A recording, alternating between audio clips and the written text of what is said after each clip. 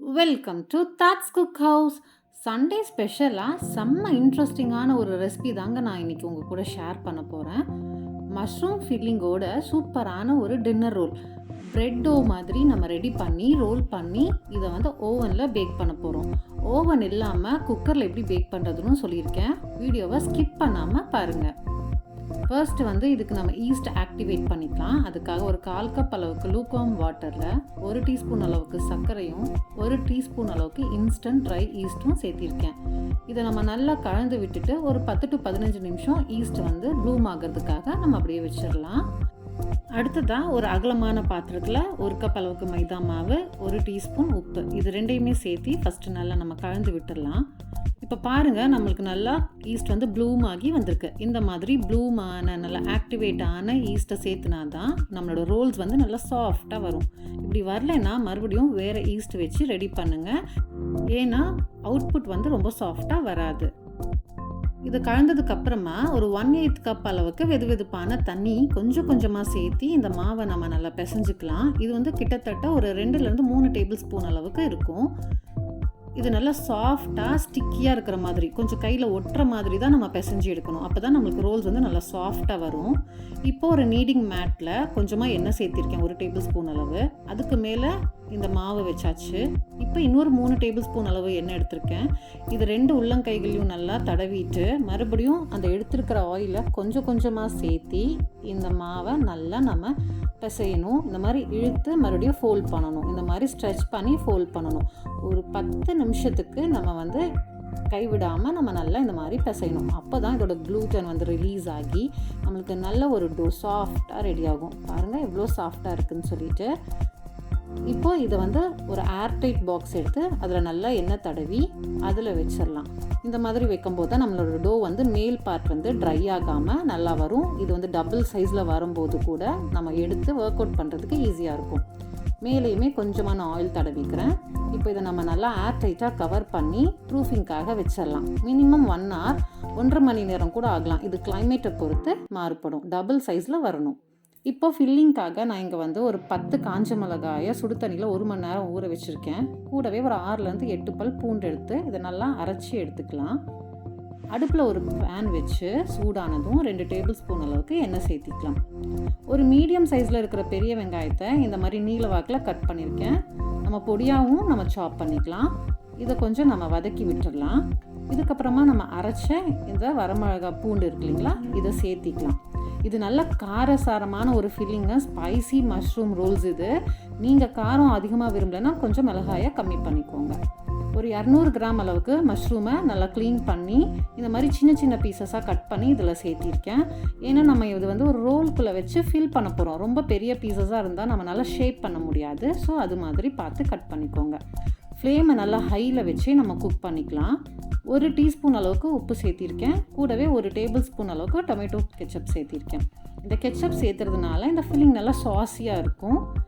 நல்லா ஹை ஃப்ளேமில் குக் பண்ணால் தான் நம்மளுக்கு வந்து தண்ணி ரிலீஸ் ஆகும் பாருங்கள் மஷ்ரூம்லேருந்து, அது வந்து அப்படியே குறையும். இது கூட ஒரு 1/4 டீஸ்பூன் அளவு மட்டும் சர்க்கரை சேர்த்தி நம்ம கிளறணுன்னா ஒரு சிம்பிளாக ஆனால் நல்ல எம்மியான ஃபில்லிங் இது ரெடி ஆயிடுச்சு. இப்போது ஆப்ஷனலாக 1/2 டீஸ்பூன் அளவுக்கு மிளகுத்தூள் சேர்த்திக்கலாம். காரம் உங்களுக்கு பிடிக்கும் அப்படின்னா நீங்கள் இதை சேர்த்திக்கோங்க, அப்படி இல்லைன்னா ஸ்கிப் பண்ணிக்கலாம். அவ்வளோதாங்க, சூப்பரான ஒரு ஃபில்லிங் ரெடி ஆயிடுச்சு. இப்போ நம்ம அடுப்பை ஆஃப் பண்ணிடலாம். இந்த ஃபில்லிங் வந்து நம்ம ரோல்ஸ்குள்ளே வைக்கிறதுக்கு முன்னால் நல்லா கூல் ஆகி இருக்கணும். ரொம்ப ரொம்ப அது முக்கியம். ஸோ இதை நம்ம நல்லா ஆற வச்சிடலாம். இப்போ 1 மணி நேரம் ஆயிருக்கு. என்னோடய டோ பார்த்திங்கன்னா நல்லாவே டபுள் ஆகி வந்துருச்சு. ஸோ போதுமான டைம் இது. நம்ம இந்த மாதிரி டபுளாக வந்துட்டாலே நம்ம வந்து அடுத்த ப்ராசஸை ஸ்டார்ட் பண்ணிக்கலாம். ஓவராகவும் இது வந்து ரொம்ப ப்ரூஃப் ஆகக்கூடாதுங்க. அதில் ஒரு மாதிரி ஸ்மெல் வந்துடும் டோவில். ஸோ கிளைமேட்டுக்கு ஏற்ற மாதிரி பார்த்துக்கோங்க. இப்போது இதை வந்து ஒரு கத்தியில் எண்ணெய் தடவிக்கலாம். தடவி 4ஆக கட் பண்ணிக்கலாம். எண்ணெய் தடவும் போது மட்டும்தான் இது வந்து ஸ்டிக்கியாக இருக்குது இல்லைங்களா, ஸோ நம்ம நைஃப்பில் அது வந்து படாமல் இருக்கும். நம்மளுக்கு க்ளீனிங் வந்து ஈஸியாக இருக்கும். இதை மறுபடியும் நான் வந்து நல்லா ரோல் பண்ணி ஷேப் பண்ணிக்க போகிறேன். இது வந்து கரெக்டாக இருக்கும் இந்த சைஸு. நீங்கள் விரும்புனீங்கன்னா இது 2 பெரிய டின்னர் ரோல்ஸாக கூட நீங்கள் ரெடி பண்ணலாம். இப்போது ஒன்றுன்னா நம்ம வந்து தேய்ச்சி எடுத்துக்கலாம். கொஞ்சமாக வரமாவு தேவைப்படும். லேசாக தூவி இதை மீடியம் தின்னாக நம்ம தேய்ச்சிக்கணும். திக்காகவும் இருக்கக்கூடாது, ரொம்ப மெல்லிசாகவும் இருக்கக்கூடாதுங்க. இப்போ இந்த ஃபில்லிங்கையும் இதே மாதிரி நம்ம 4ஆக பிரிச்சுட்டு நம்ம இதில் வச்சுக்கலாம் ஸ்டஃபிங்காக. இப்போ நீங்கள் நோட் பண்ணிங்கன்னா ஒரு சைட் பார்த்தீங்கன்னா கொஞ்சம் கம்மியாக ஸ்பேஸ் கொடுத்துருப்பேன். ஃபில்லிங்கை வந்து ஒரு ரைட் சைட் கார்னரில் நான் மூவ் பண்ணி வச்சுருக்கேன் பாருங்கள். இந்த சைட் கம்மியாக இருக்குது ஸ்பேஸு, இந்த சைட் கொஞ்சம் அதிகமாக இருக்குது ஸ்பேஸ். நாம் இன்றைக்கி ஒரு டிசைனர் ரோல் பண்ண போகிறோம். அதுக்காக அந்த டிசைனுக்காக இந்த மாதிரி. ஸோ கம்மியான சைடில் இருக்குது பார்த்திங்களா, அது அப்படியே இந்த ஃபில்லிங் மேலே நம்ம கொண்டுட்டு வந்து அந்த ஃபில்லிங் முடிகிற வரைக்கும் அதை கவர் பண்ணி கொஞ்சமாக இழுத்தோன்னா அது நல்லா ஸ்ட்ரெச்சியாக இருக்குங்க. ஸோ நல்லா வந்து இதை அப்படியே வந்து ஸ்டிக் பண்ணி விட்டுடலாம். இது வந்து மைதா மாவுங்கிறனால இது ஆட்டோமேட்டிக்காக நல்லா ஒட்டிக்கும்.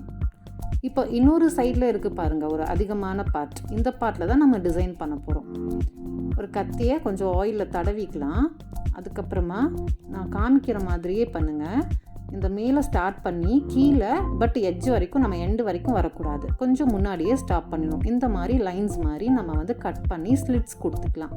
இது வந்து ஒரு நல்ல ஒரு டிசைனாக இருக்கும். இது மேலே அதை அப்படியே வந்து நம்ம ரோல் பண்ணி விட்டுடலாம்.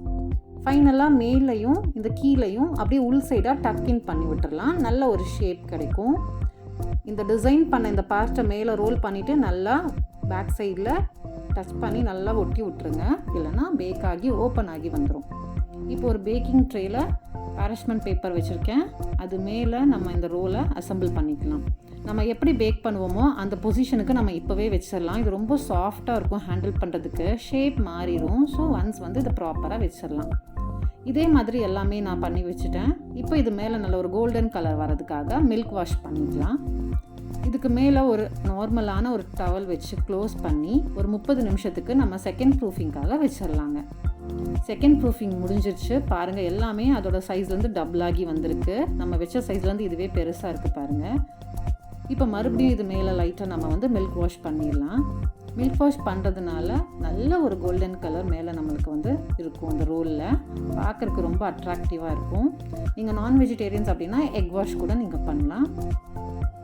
அவ்வளோதான், சூப்பரான நம்மளோட மஷ்ரூம் டின்னர் ரோல் செகண்ட் ப்ரூஃபிங்கும் முடிஞ்சிருச்சு. அடுத்ததான் நம்ம வந்து இதை பேக் பண்ண போகிறோம். பேக்கிங்காக வந்து நான் ஓவனை ப்ரீஹீட் பண்ணியிருக்கேன். ஒரு 15 மினிட்ஸ்க்கு 220 டிகிரிஸில் ப்ரீஹீட் பண்ணதுக்கப்புறமா இதை வச்சு நம்ம மிடில் ரேக்கில் வச்சு 20 to 25 மினிட்ஸ்க்கு நம்ம பேக் பண்ணிக்கலாம். நீங்கள் அந்த கலர் பார்த்து நீங்கள் வந்து டைமிங் அட்ஜஸ்ட் பண்ணிக்கோங்க. சூப்பராக பேக் ஆகி வந்துச்சு பார்த்தீங்களா. இப்போ வந்து கொஞ்சம் ஹார்டாக இருக்கும் பேக் ஆனதுமே. இது மேலே நம்ம உடனே சூடாக இருக்கும்போதே நல்லா சாஃப்டாக பட்டர் தடவி விட்டுட்டோன்னா கொஞ்ச நேரத்தில் அது சாஃப்ட் ஆகிடும். இது சாஃப்ட் ஆகிறதுக்காக மறுபடியும் டவலை கவர் பண்ணி ஒரு 10 நிமிஷத்துக்கு நம்ம ரெஸ்ட்டில் விட்டுடலாங்க. அவ்வளோதாங்க, சூப்பரான நம்மளோட மஷ்ரூம் டின்னர் ரோல்ஸ் ரெடி ஆயிடுச்சு. எவ்வளோ சாஃப்டாக இருக்குதுன்னு பார்த்தீங்களா. ரொம்ப நல்ல டெக்ஸ்சரோடு வந்திருக்கு.